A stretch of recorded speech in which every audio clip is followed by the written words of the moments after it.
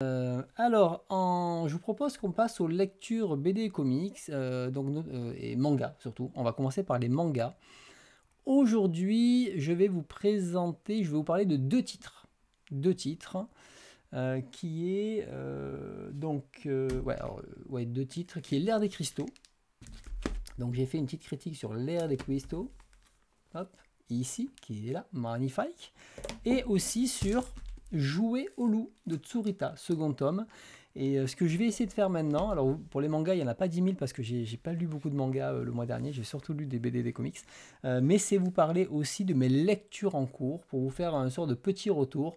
Je vais faire le youtubeur classique qui du coup vous donne des avis de 3 secondes.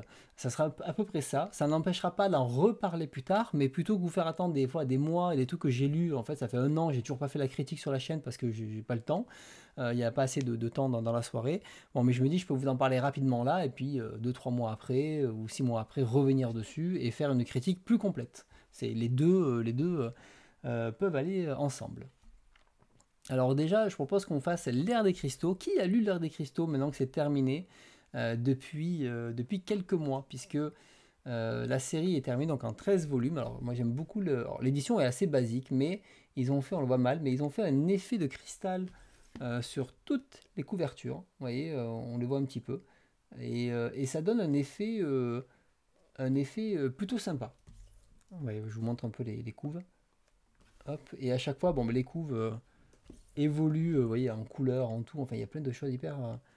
Je vais pas dire qu'elle représente un peu les trucs. De toute façon, c'est incompréhensible.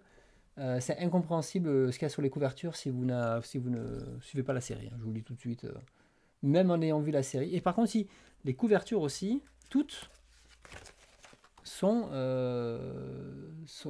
suivent entièrement en fait. Voilà. Donc voilà, celle-là. Très très belle celle-là. On est quoi, on a la 8. Je vous montre tout comme ça, y être. Hein. On est généreux. Celle-ci. Et là, ça va commencer à changer de ton. Regardez celle-ci, comme elle est magnifique. Toute blanche. Celle-ci. Et là, les deux dernières. Regardez-moi ça. Le truc épuré. Et la toute dernière. Cette comète incroyable. Magnifique. Voilà. Et il y avait une petite exibris aussi pour le dernier que j'ai eu du coup. Allez, je propose qu'on commence la critique, sinon c'est bien de montrer les couvertures, mais alors je ne vais pas spoiler, hein, donc ceux qui sont inquiets pour découvrir ça, je vais vraiment me limiter au début, aux grandes lignes du début. Je ne vais pas du tout parler de l'évolution réelle, de qu'est-ce qui se passe. Donc soyez rassurés sur ça. Donc l'ère de cristaux, donc un manga de Haruko Ishikawa, hein, c'est une œuvre que j'ai eu l'occasion de vous en dire de très nombreuses fois beaucoup de bien, que ce soit sur l'épisode de Bunko, notamment avec l'épisode consacré au manga post-apo, ou mes différents lives où j'ai pu en parler déjà plein de fois. Et donc j'avais pas eu l'occasion de terminer la série parce que je l'ai lu en plusieurs fois. Une première fois au tome 6, après j'avais vu l'animé, puis jusqu'au tome 10, et ensuite là je l'ai lu en entier, donc ce qui m'a permis de pouvoir aussi approcher l'univers plusieurs fois avant d'arriver à la fin. Alors de quoi parle ce manga pour ceux qui ne connaissent pas encore? Donc c'est une histoire qui nous transporte dans un futur où la Terre est désormais peuplée d'êtres minéraux. Et ces minéraux, en fait, c'est une nouvelle forme de vie immortelle ils se nourrissent tous de lumière. Et donc régulièrement, ils doivent repousser les attaques des Séléniens, ce qu'on voit ici, on a la page 15, hein, donc hop là, voilà, qu'on voit ici. Ils doivent repousser l'attaque des Séléniens, donc des habitants de la Lune, hein, entités qui viennent de la Lune, et qui cherchent à s'emparer de leurs fragments pour en faire, en tout cas tel que c'est expliqué, en faire des parures. Et les cristaux, eux, vivent tous ensemble, sous la tutelle d'un maître, c'est le maître qui est ici, Vajra, qui essuie en fait une sorte de routine partagée où ils ont les tâches collectives, ils défendent le groupe, voilà, ils dorment l'hiver, enfin bref, en gros, ils ont pas mal de trucs, de tâches bien distinctes. Et parmi eux, en fait, il y a un cristal qui va se démarquer. c'est Phosphophilite. Et Phosphophilite, qui est juste là, je vais essayer de vous l'afficher en toc toc toc. Hop là. J'aimerais bien le trouver en pleine page, ça serait cool. Bon, on le voit là, mais il est tout... voilà, hop là. Voilà, il va être ici. Qui lui, en fait, il est assez maladroit. Il est fragile et il n'a pas vraiment d'utilité.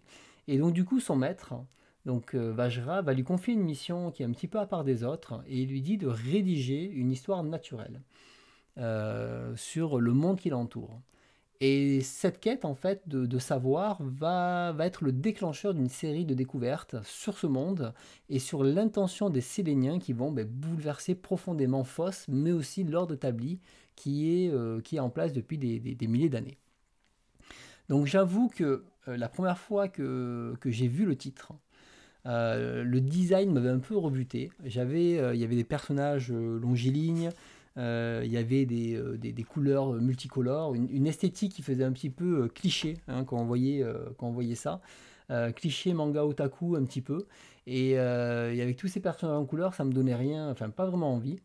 Et après, quand j'ai vu certaines planches, comme vous avez pu voir tout à l'heure, comme ici par exemple, certaines planches qui tournaient sur Internet, je sais par exemple que Meloku avait mis beaucoup de planches à l'époque, il y avait beaucoup de retours positifs, je me suis dit, bon, ça a l'air d'avoir quand même, ça a l'air d'être un manga à l'univers assez unique, et j'ai peut-être jugé un peu hâtivement, donc il faut lui donner une chance. Et du coup, je me suis lancé dans la lecture, et à mesure que je découvrais l'univers, j'ai compris l'originalité du titre, tout en m'émerveillant de l'esthétique incroyable que l'autrice propose. Et clairement, j'ai pas du tout regretté ma lecture.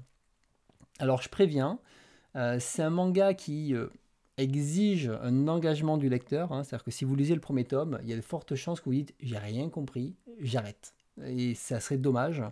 Parce que on peut comprendre entre la profusion de personnages filiformes, sans couleur distincte, au début c'est un petit peu dur à les distinguer, il n'y a pas de repères très clairs, il y a des événements sans explication, et en fait on découvre un univers où on ne connaît pas les codes, il y a tout à explorer et ça peut totalement désorienter. On n'est plus trop habitué dans les mangas aujourd'hui où tout est expliqué au premier chapitre.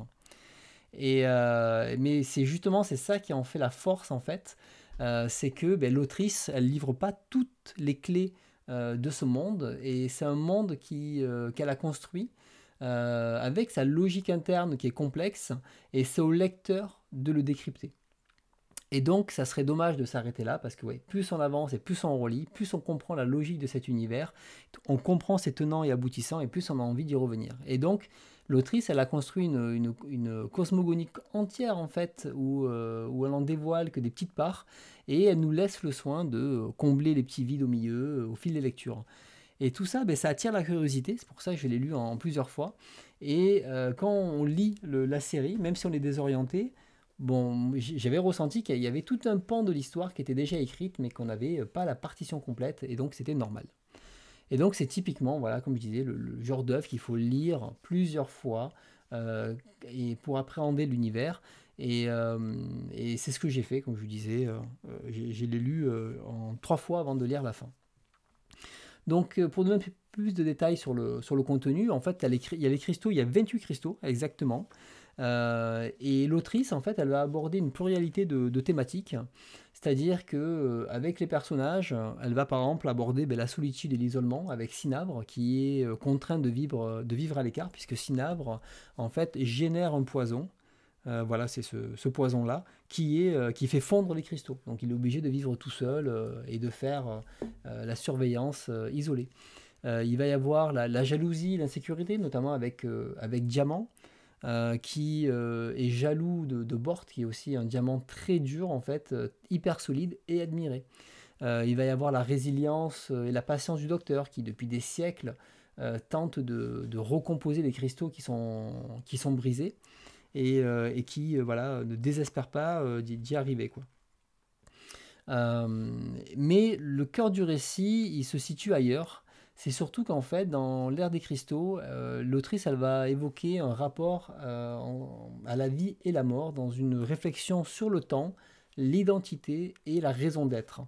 Les cristaux sont immortels en apparence, ils vivent avec un rapport au temps qui est totalement différent de nous, et certains même peuvent rester immobiles des milliers d'années, et leur durée de vie est techniquement illimitée en fait. Et d'ailleurs, le récit il aura de nombreuses ellipses dans le temps, de plusieurs milliers d'années, qui va montrer que le temps n'a pas d'emprise sur eux.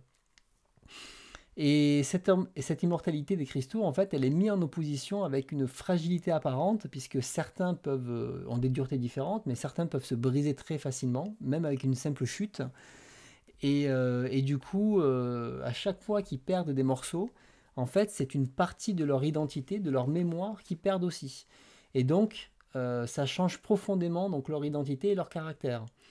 Et peu à peu, ben, ce qui faisait notamment Foss, qui est très fragile, le Foss d'origine, ben, on se questionne ben, sur notre identité et à quel moment on cesse de ne plus être nous-mêmes et jusqu'à quel moment voilà, on peut considérer qu'on est toujours la même personne et qu'on n'a pas changé. Et d'ailleurs, ben, Foss aura énormément d'évolution puisqu'il va y arriver pas mal de péripéties. Mais il y a aussi, bon, ben, les cristaux sont répartis selon leur dureté, leur particularité, leur puissance, et ils doivent aussi s'adapter et vivre en harmonie avec le groupe, avec chacun leur propre compétence qui est mise à profit, et ils suivent en fait inlassablement les directives de leur maître, et ils répètent année après année les mêmes gestes sans vraiment questionner leur routine. Et c'est là en fait que Foss va mettre ce grain de sable dans ce rouage bien huilé, puisqu'avec sa mission de rédiger une histoire naturelle sur le monde, en travers de sa recherche, en fait, on va aller à la rencontre des cristaux, on va comprendre leur comportement, leur habitude, et Foss va déceler des ambiguïtés dans l'univers, va questionner sa raison d'être, mais aussi celle des autres cristaux et la raison de l'attaque des Séléniens. Pourquoi ils viennent nous prendre en fait, enfin ils viennent prendre les cristaux, et ça personne ne le sait. Et au passage de tout ça, ben, il va nous faire découvrir des lieux emblématiques qui composent l'univers de l'ère des cristaux et comment fonctionne cet univers. Donc il faut laisser le temps en fait aux différentes péripéties à réussir justement à découvrir cet univers. Et donc là, ben, le manga est régulièrement ponctué d'affrontements avec une mise en scène qui est souvent assez spectaculaire contre les Séléniens, et c'est sublimé par des planches qui sont à une esthétique, moi je trouve, avec une beauté qui est hypnotique en fait, avec ben, des accents bouddhiques, enfin des accents, avec un thème bouddhique totalement assumé. Je crois qu'il y en avait un peu avant, voilà. Non, on va passer. Hop là. Alors, on les voit là. Donc voilà, avec cette esthétique bouddhique voilà, totalement assumée. Et donc, pour accompagner justement cette réflexion, il y a de nombreux éléments spirituels qui sont mis en avant. Déjà, rien que la structure du récit, il y a en tout 108 chapitres, hein, qui est un chiffre sacré hein, dans le bouddhisme. Il y a Varja, qui est un guide bouddhique, hein, qui renvoie à la figure spirituelle.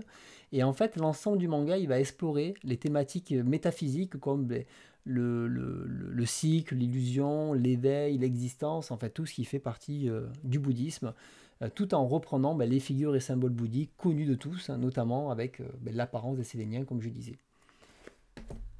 Et donc les scènes d'action contre ces Séléniens, je trouve qu'il y a il y a une grâce en fait qui se dégage des cristaux, et l'ampleur des combats, je trouve ça magnifique. Et malgré ce que des personnes vont trouver un trait très simple, sans fond, etc., comme un problème, j'ai pu le voir passer tout à l'heure, j'ai pas rebondi dessus, mais en fait, je trouve que ça dégage en fait, l'élégance du trait en fait dégage une énergie qui est incroyable, et ça donne parfois j'ai l'impression un peu d'un combat céleste entre divinités, avec les Séléniens qui eux viennent de leurs nuages et les cristaux qui limite volent dans le ciel pour les tuer.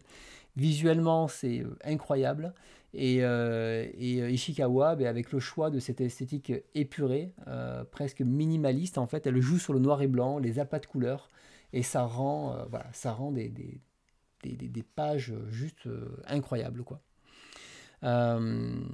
Après, au début, on peut être surpris par le design des personnages, ça a été mon cas, Mais en fait, l'autrice a fait un choix d'avoir des cristaux qui sont asexués. Elle enlève toute notion de genre, de couple aussi. Les cristaux, ils vivent ensemble, mais c'est un groupe commun, en fait. Il n'y a pas d'histoire d'amour, de romance, etc. C'est vraiment elle n'est pas partie là-dedans.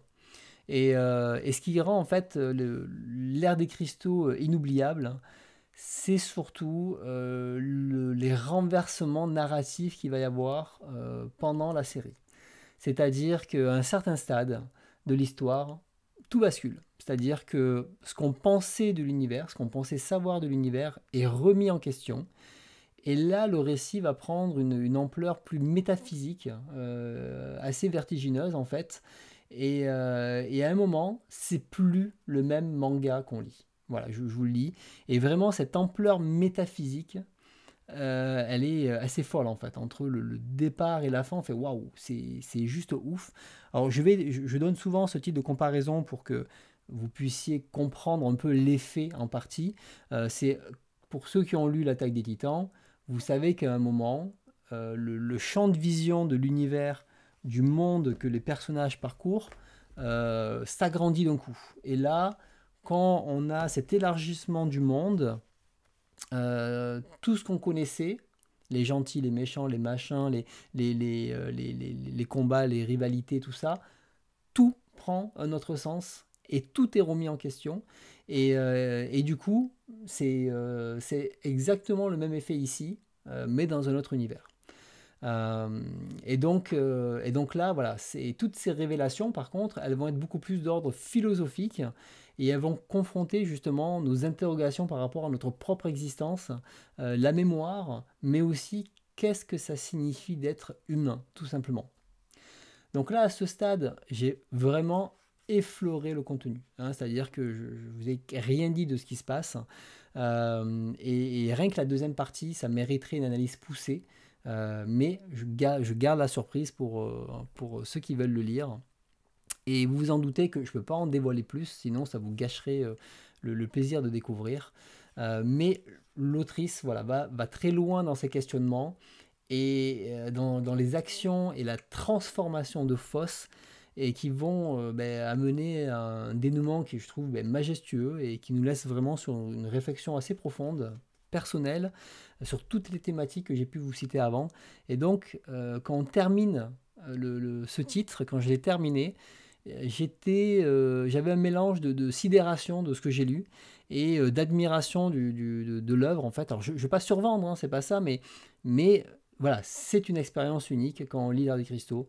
C'est pas un manga qui est facile d'accès, il peut déconcerter, il peut demander plusieurs relectures, il appelle même à une analyse un peu plus poussée avec tous les références bouddhiques. Mais même sans avoir tous ces bagages, pour moi, ça fait partie de ces œuvres assez rares, en fait, qui est d'une beauté poétique, qui est d'une profondeur aussi hypnotique, où on a envie voilà, de découvrir cet univers. Et voilà, pour moi, c'est une expérience de lecture qui est assez inoubliable, en fait, et qui pousse à réfléchir sur le temps, l'identité, ou la fragilité de notre existence. Et l'expérience, en fait, elle est d'autant plus marquante qu'elle confirme au fur et à mesure de la lecture sa singularité, en fait, par rapport à son trait, par rapport à sa manière d'approcher tous ces thèmes que ce manga propose en fait. Là, vous l'avez vu, le nombre de pages qui est assez folle en termes de découpage, en termes de design, et on est sur un trait ultra épuré. Donc, si le manga est un peu dur d'accès, je peux vous conseiller la version animée, puisque il y a un rendu 3D qui est plutôt propre, qui est tout en couleur, donc c'est peut-être plus facile pour accrocher les lecteurs. Par contre, si vous passez par ce biais-là, n'enchaînez pas sur la suite du manga. Reprenez le manga depuis le début, et là, tout ce que vous n'avez pas compris dans l'animé, vous allez le comprendre dans le manga. Ça passera beaucoup mieux. Donc voilà, vous pouvez faire ça, et je crois que ça reprend plus ou moins les 6 premiers tomes, l'animé. Donc je peux que vous conseiller de découvrir ce titre. Moi, c'est un de mes titres coup de cœur que j'ai vraiment kiffé de relire. Là, le soir, j'étais impatient de retourner à ma lecture. Je ne vais pas vous montrer plus. J'étais assez impatient de retourner à ma lecture et je prenais le temps de le lire. J'avais envie vraiment de l'apprécier. Et effectivement, toute la série est disponible sur Manga.io. Donc l'occasion de tester le service. J'ai un code de parrainage d'ailleurs, je rappelle. Mais l'occasion de tester le service et là, l'engagement reste minime. Et j'ai vu qu'aujourd'hui, Glénat avait sorti une vidéo sur l'ère des cristaux, spécifiquement. J'ai pas eu le temps de l'écouter, j'ai la peine lancée, j'ai pas pu la finir. Mais si vous êtes intéressé, peut-être qu'ils disent des choses complémentaires que je n'aurais pas citées, ou même eux, ils ont peut-être accès à d'autres informations. Voilà, donc ça c'était l'ère des cristaux. Franchement, très très bonne recommandation. Vous l'avez compris, moi j'ai adoré. Et c'est vraiment quelque chose que je vous recommande de lire. Mais c'est une lecture en poil exigeante, donc n'hésitez pas voilà, à insister et de ne pas lâcher l'affaire immédiatement. Voilà, voilà. Donc ouais, l'effet cristallisé est très cool, quoi. Donc il y en a qui l'ont lu. Donc, est-ce que vous êtes d'accord, ceux qui l'ont lu, avec ce que j'ai dit ou pas? Et c'est vrai que ouais, il y aurait un titre chez Sword Edition d'analyse, je l'achèterai. J'ai envie de le lire, ça. On va faire en live Miyamoto Musashi avec Badass. Oui, on le fait vendredi, Mister Snowblood. Voilà, les perspectives sont assez folles. Ouais, non, mais le contenu est vraiment très très différent. Alors, après, l'édition en soi, elle est assez basique, hein, elle a rien d'exceptionnel, à part cet effet cristallisé dessus. Ça reste un petit titre, voilà, le papier est classique, je dirais. Moi, j'aimerais beaucoup que l'artbook sorte d'elle. Clairement, j'aimerais bien l'acheter. Et après, s'il y a d'autres titres d'elle, clairement, je prends. Voilà. Bienvenue Melkes. Donc tu recommandes, c'est top. Totalement chouette review, merci bien. Eh bien écoutez, j'ai pas plus à dire sur cet excellent titre. Je vous ai montré, vous voyez la première, je vous remontre juste les deux dernières couvertures. Ça spoil pas parce que il faut comprendre ce qui se passe, mais quand on passe de couverture, il est où le premier? Voilà, 1 et 2, ce que je vous ai montré, à ça, vous vous doutez que l'univers, il a absolument rien à voir.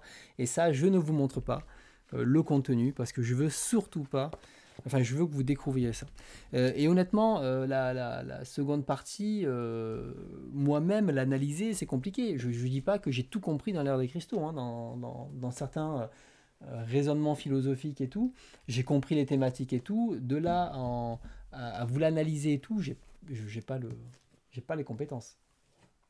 Mais ça n'empêche pas que j'ai quand même kiffé et c'est une lecture que je relirai. Et si je l'ai lu 3 fois, vous savez que je lis pas beaucoup de séries 3 fois d'affilée. Hein. Donc voilà. J'espère que je vous en aurai donné envie. Je ne peux pas faire plus. Je ne peux pas faire plus pour donner plus envie de cette série. Pas de souci, Calice. Bonne soirée. Allez, je propose qu'on continue. Un deuxième titre qui est Jouer au loup. Jouer au loup. Il y avait déjà eu un premier titre de l'autrice. Hop là, qui est... Je l'ai pas pris.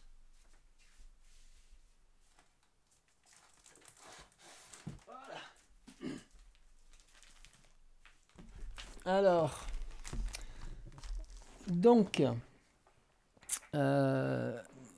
Kuniko Tsurita. Donc, je ne sais pas si des personnes avaient déjà lu cette autrice. Je l'avais connue à l'époque avec la version anglaise qui s'appelle The Sky is Blue with a Single Cloud. Donc j'étais très content d'avoir découvert l'autrice avec ça, j'avais trouvé ça assez incroyable. Et puis après, il y a eu l'envol, hein, c'est-à-dire que quand c'est sorti, moi j'avais été vraiment surpris par la richesse et la diversité des récits. Et donc il y a eu l'envol qui est une anthologie qui est parue chez Atrabile et en fait qui est plus complète que la version anglaise, donc c'est-à-dire qu'il y a toutes les histoires de la version anglaise, plus des histoires supplémentaires. Donc c'est-à-dire que la version anglaise n'a pas d'intérêt pour vous. Hormis à la limite le dossier de fin, mais il y a déjà des dossiers à l'intérieur, donc peut-être pas. Et là, Atrabile revient avec un nouveau récit qui s'appelle Jouer au loup, et donc on va parler de ce titre-là. Kuniko Tsurita, c'est une autrice qui est un peu maudite. En fait, c'est une des rares femmes qui a publié régulièrement dans le magazine Garo, le magazine phare hein, d'avant-garde des années 60, 70, etc. Enfin, qui est sorti en 64. Il y a un super livre hein, sur ça, sur Garo. Et malgré que ses œuvres étaient dans la parfaite lignée du magazine, elle restait assez rare en publication, notamment à cause du sexisme ambiant de l'époque et du fait qu'elle était tout simplement trop en avance sur son temps, même pour un magazine d'avant-garde qui prônait justement ce genre de récit. Donc c'est une amatrice de Yoshiharu Tsuge, qu'elle a côtoyé d'ailleurs dans le studio de Shigeru Mizuki. Et en fait, elle a même précédé ses pas, puisque elle a développé une œuvre assez unique, et même des œuvres avant la vis qui avait marqué les lecteurs de Garo, donc la vis de Tsuge. Donc c'est une autrice qui a de multiples talents, avec justement un cadre d'expression qui est plus large que le manga. Et en fait, elle propose presque parfois des essais graphiques plus que du manga. En fait, elle cherche moins à faire du manga qu'à utiliser le médium comme un véritable outil artistique, d'expression artistique. Et cette nouvelle anthologie, elle a quelque chose de particulier. C'est-à-dire que toutes les histoires qui sont réunies ici, quand on regarde le sommaire, si vous voyez, il y a écrit inédit, inédit, inédit, il y a plein d'inédits à l'intérieur. Et en fait, ce qu'il faut savoir, c'est que il y a plein d'histoires qui n'ont jamais été publiées, mais jamais publiées au Japon. Donc l'inédit, c'est inédit au Japon. Et c'est le mari de Tsurita qui a fourni le matériel original. Et ce qui fait ce livre, en fait, est un objet assez rare, à la fois d'un point de vue historique, et en plus qui est intimement lié à la mémoire de l'autrice. Donc c'est un vrai projet d'éditeur, autant sur la conception que sur l'accompagnement éditorial. Donc, comme pour l'envol, c'est Léopold Dahan qui a signé la traduction et qui propose à la fin, hop là, voilà, un excellent dossier qui est là. Vraiment un dossier critique que je trouve assez exceptionnel, qui recontextualise les récits, l'autrice, mais aussi la société japonaise de l'époque. Et je trouve que c'est un travail assez exemplaire qui mérite vraiment d'être souligné et salué, parce qu'il enrichit énormément la lecture et il permet de comprendre et d'apprécier à sa juste valeur toutes les histoires. Alors c'est quelque chose qui, en plus ce genre de calligraphie qui généralement manque pour ce genre de manga chez certains éditeurs, notamment IMHO, les Arts Noirs n'ont pas trop tendance à mettre ce genre d'analyse, mais c'est d'autant plus indispensable pour comprendre réellement ce genre de récit. Et personnellement, je l'ai lu en fait en parallèle, c'est-à-dire que j'ai commencé à lire le dossier. Je lisais une histoire et ensuite je lisais le dossier avec l'explication de l'histoire. Comme ça, j'avais un bout de la postface au fur et à mesure et surtout j'avais les explications immédiates et ça renforce en fait l'impact des histoires et ça m'a mieux permis de comprendre les intentions des histoires tout en resituant dans son contexte de l'époque. Et le dossier est quasi chronologique dans ses explications, donc vous ne serez pas trop perdu pour ça. Et donc les récits rassemblés ici, en fait, un peu toutes les tailles. Parfois c'est 2 pages, parfois 60, et elle couvre une palette assez impressionnante de registres. Et comme pour le premier recueil, j'étais assez surpris par la diversité des histoires. Par exemple, il y a donc ici, ce que vous avez vu au début, une inspiration musicale en fait avec un papillon qui se mue en fable presque horrifique. On a une réflexion sur la différence entre sur la différence et le genre, avec l'écart. On a une histoire d'un pèlerinage très tsuge dans la manière d'apporter avec le pèlerinage, voilà cette histoire-là. Voilà, dans sa manière de raconter, ça fait très tsuge. Hop là, j'ai passé. C'est que des fois, voilà, elles sont un peu courtes, des fois, les histoires. Qu'est-ce qu'on a? On a une fable animalière avec la taupe. Donc ici, comme vous pouvez voir, une petite fable. On a plein de petites choses comme ça. On a un conte étrange avec avec, c'était quoi? C'est voilà, le pot de confiture. Donc voilà, un conte très étrange dessus, ou des expérimentations graphiques qui fait très gravure. Je vais essayer de vous trouver. Voilà, qui fait très gravure en fait avec l'histoire là-bas.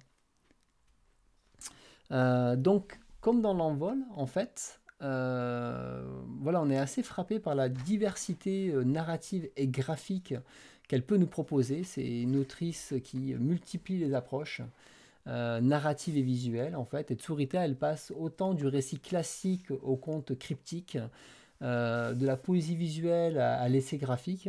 Et les références picturales sont assez nombreuses et le dossier, il aide énormément à les saisir, surtout pour un lecteur comme moi qui n'est pas du tout familier avec les grands artistes classiques. Voilà, c'est pas du tout ma culture. Et donc, c'est très appréciable. Donc il y a beaucoup de récits aussi qui résonnent directement avec le vécu de l'autrice, puisqu'en fait c'est une autrice qui est très perfectionniste, elle a eu beaucoup de refus, il y a beaucoup de frustration, mais aussi sa maladie, parce qu'elle est morte très jeune, et en fait elle est morte à 27 ans, et sa maladie qui évolue au fil du temps, on a des récits de plus en plus noirs, et les dernières histoires, elles ont une portée avec une intensité particulière qui est beaucoup plus directe dans la manière de s'exprimer. Et on sent voilà, qu'il y a le mal qui la ronge et qui bien sûr, la travaille hein, naturellement.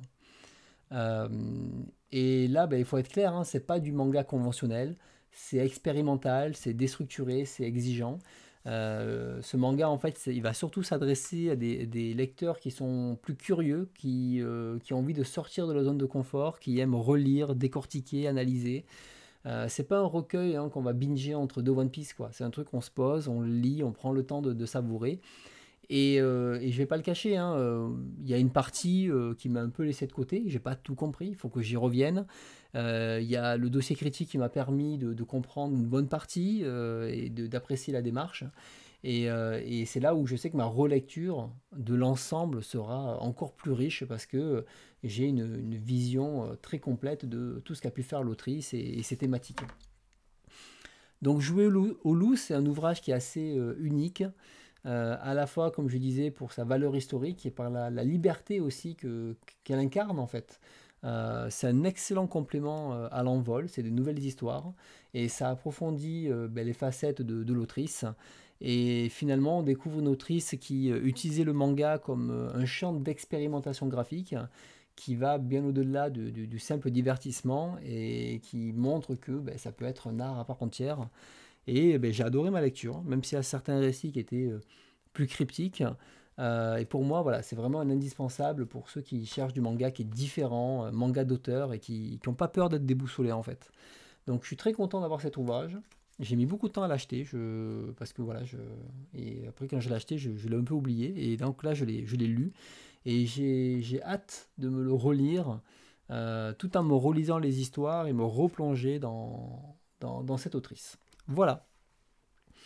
Euh, tu- pour le dossier, tu peux le lire en entier, mais c'est vrai qu'il est quand même assez bien fait pour le lire au fur et à mesure. Donc, tu peux le lire en entier, hein, c'est pas gênant en fait. Hein. Il va rien te spoiler, mais c'est juste que tu auras plus de mal à reconnecter exactement ce qui est dit parce qu'il dit bah, dans l'histoire là, c'est machin, c'est ci. Enfin, il a quand même plutôt assez bien segmenté avec les différents. Comment ça s'appelle les différentes histoires en fait.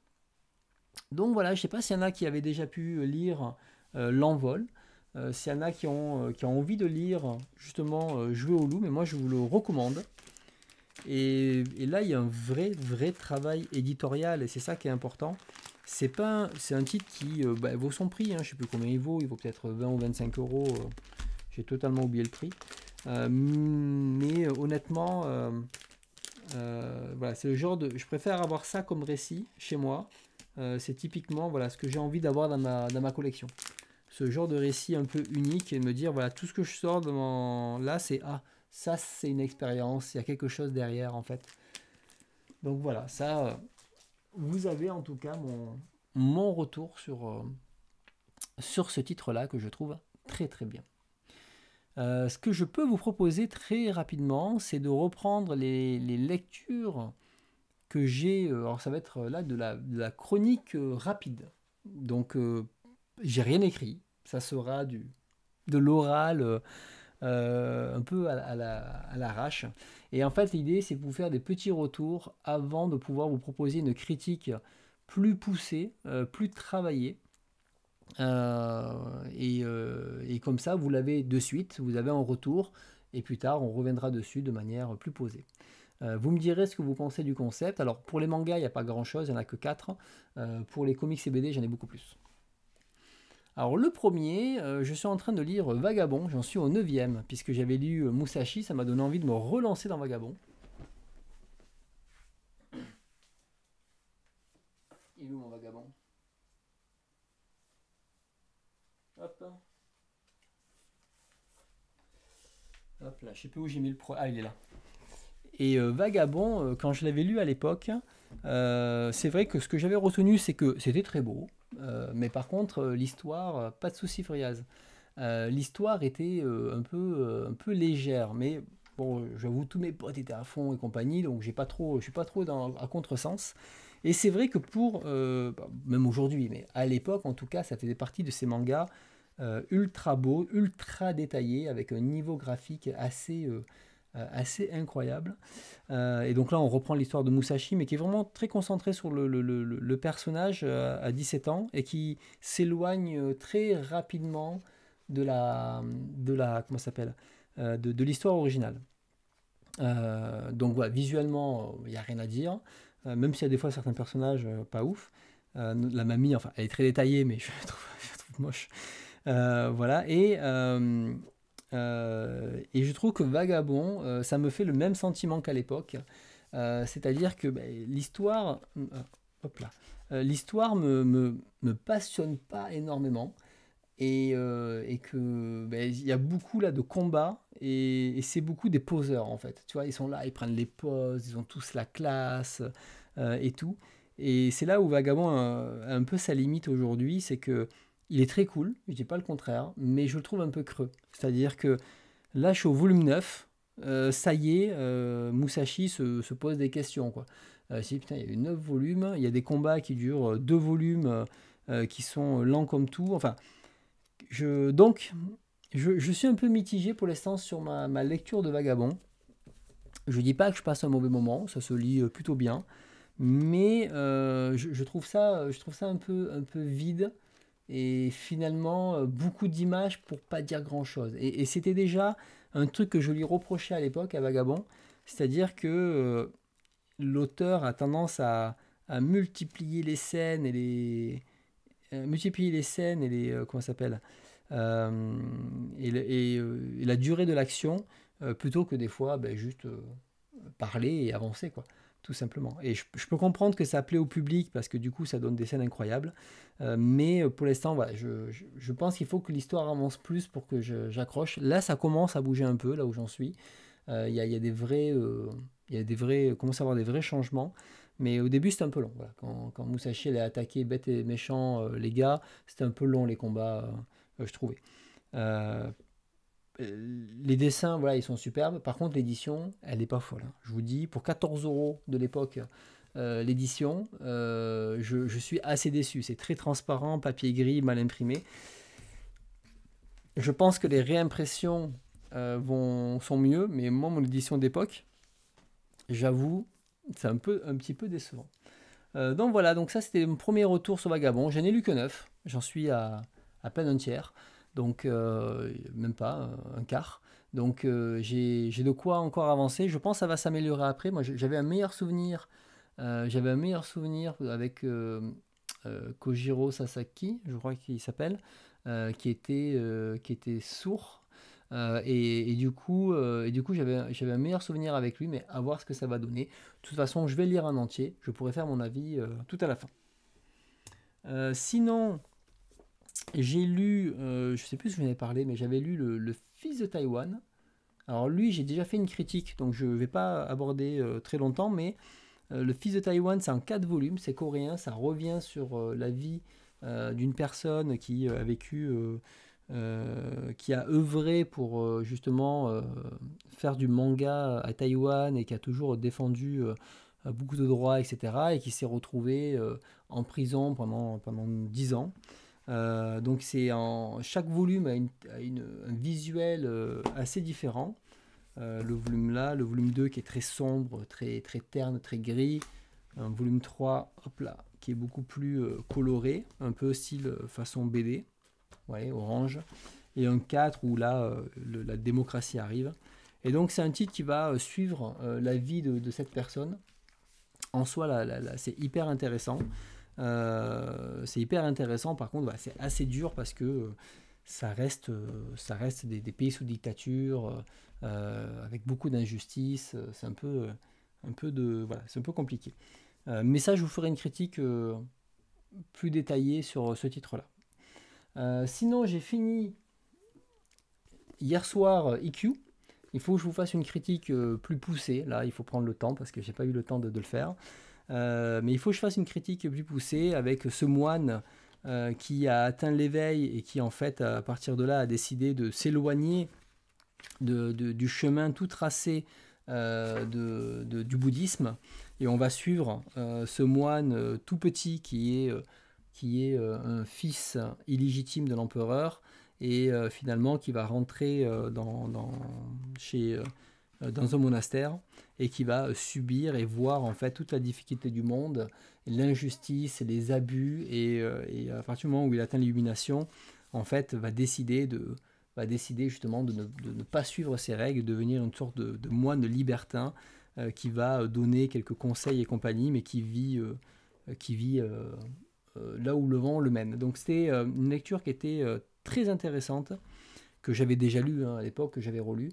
Et ça me refait un petit peu les mêmes trucs, c'est-à-dire j'en reparlerai plus dans ma critique, mais il y a plusieurs éléments, notamment il y a vraiment la guerre et l'évolution qui est importante en fait pour l'histoire, mais parfois très historique, très documentaire, et je peux comprendre que en fait, des fois c'était un peu long, un peu long dans le sens où tous ces noms japonais qui étaient balancés, bon, quand tu es japonais c'est bien, quand tu es européen c'est un peu compliqué, tu les connais pas, et là les empereurs qui succèdent, les guerres de succession des clans, des machins, il y a des fois il y a quelques petits passages historiques qui sont un petit peu plus difficiles d'accès, surtout quand on connaît pas on connaît pas bien ce truc, c'est pas un truc qu'on a étudié plus jeune, quoi. Et puis des fois, il y a les histoires parallèles que j'ai pas réussi vraiment à comprendre, à raccrocher, les histoires de No, qui s'est rajouté au milieu, mais qui n'a pas de lien direct, qui subissent bien sûr les transformations. Voilà, bon, ça il faut que je me pose, que je regarde un petit peu tout, mais ça reste une excellente lecture, je vous le dis de suite, qui justement permet de prendre du recul sur beaucoup de choses, et dans sa manière, lui, de voir les choses, de vivre, et c'était une...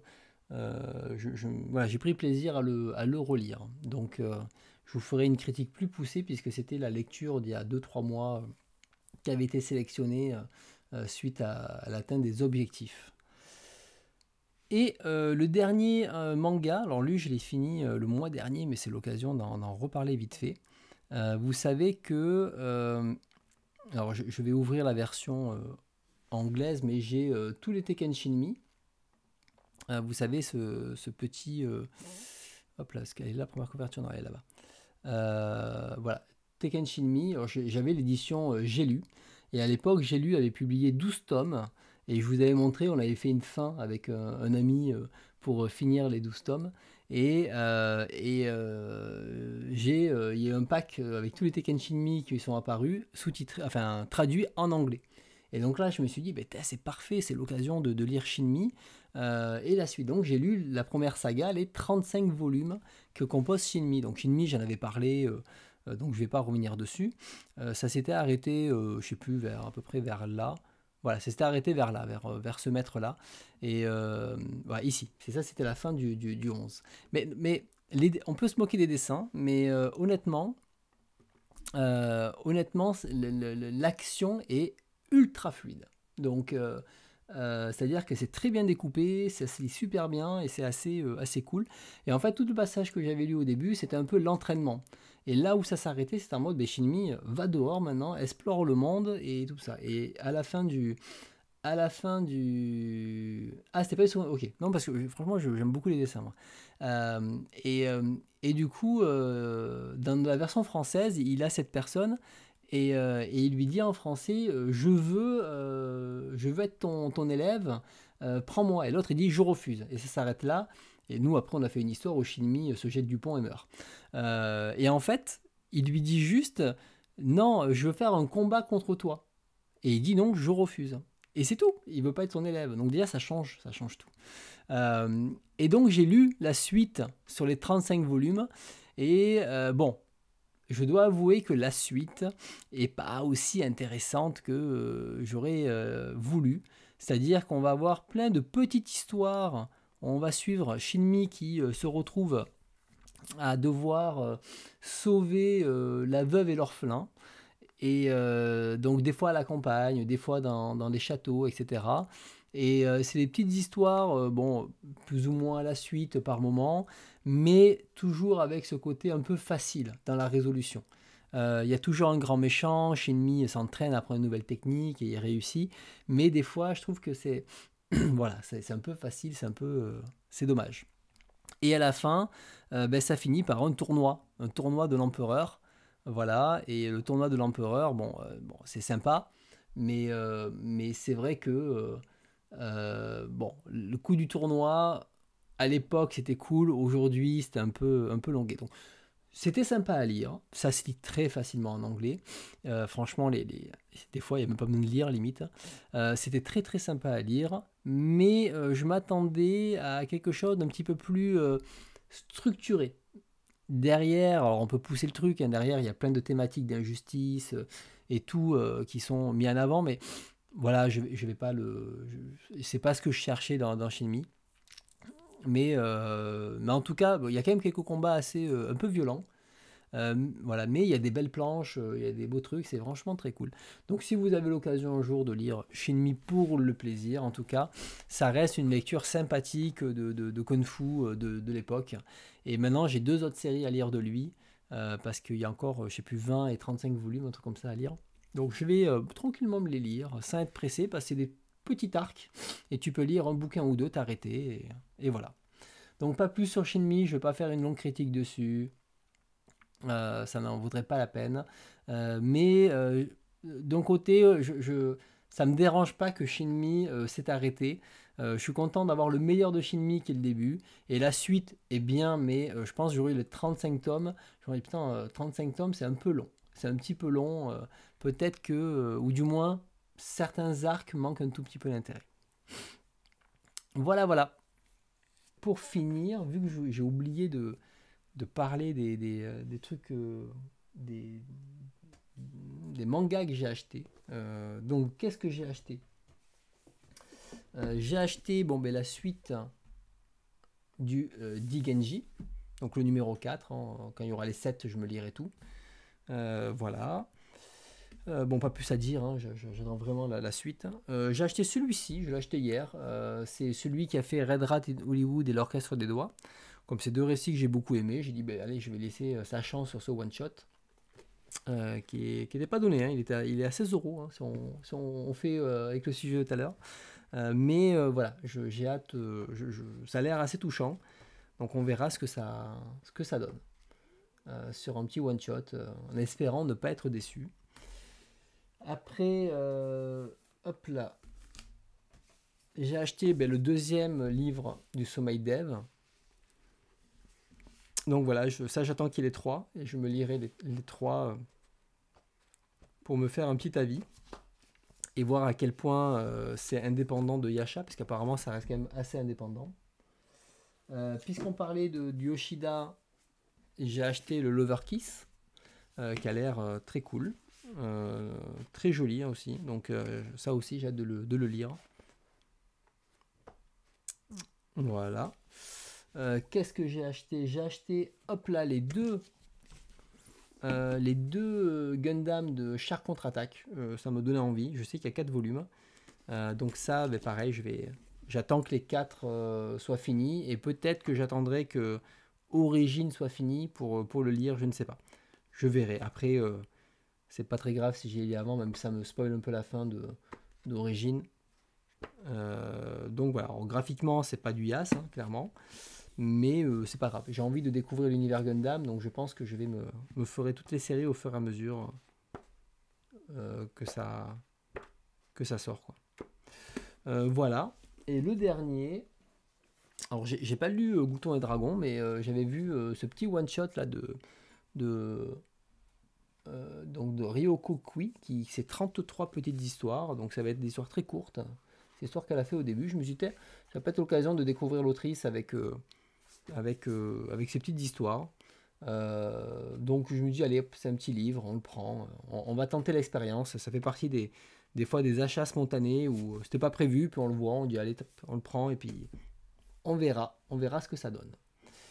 Voilà, et après, bon, bien sûr, j'avais pas parlé, mais j'ai lu June, mais comme on va en parler vendredi, je laisse ça à vendredi, ça sert à rien qu'on en parle de suite.